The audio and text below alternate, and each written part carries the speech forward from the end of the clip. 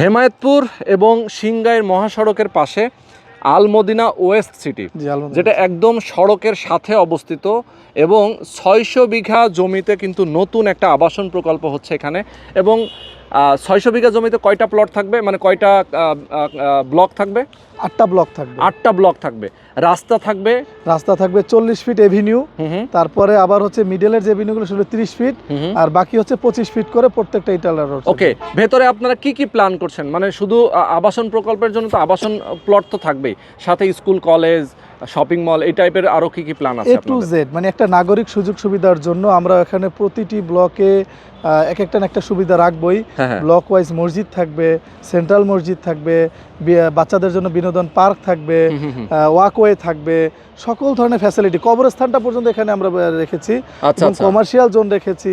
Commercial এর আগের আমাদের যে আল মদিনা আবাসন প্রকল্প সেটার মধ্যে কমার্শিয়াল জোন আছে, তবে এইটার কমার্শিয়াল জোনটা আরও বড়, প্রায় 3000 শতাংশ জায়গা নিয়ে আমরা কমার্শিয়াল এরিয়ায় রেখেছি, যেখানে ইন্ডাস্ট্রি করা যাবে। একটা কমার্শিয়াল জোন বলতে তো আমরা একটা ভালো এরিয়াই বুঝি, আর 3000 শতাংশ মানে অনেক জায়গা। তো সেটার মধ্যে সম্পূর্ণ যে কোনো ধরনের ফ্যাক্টরি করা যাবে, যেহেতু আমাদের মেইন রোডের পাশেই হচ্ছে অনেক ধরনের ফ্যাক্টরি আছে, আবার এটা হচ্ছে আমাদের 440 লাইন, 220 লাইন, সকল কিছুই আছে এখানে। একেবারে বিদ্যুৎ লাইনটা কিন্তু অলরেডি এখানেই আছে, যার কারণে অনেক বড় ইন্ডাস্ট্রি যদি কেউ দিতে চায়, অনেকের 440 লাইন নিয়ে, বিদ্যুতের লাইনটা নিয়ে অনেক দ্বিধাদ্বন্দ্বের মধ্যে থাকেন যে এখানে বিদ্যুৎ লাইন নিয়ে সমস্যা, কীভাবে ফ্যাক্টরি করব।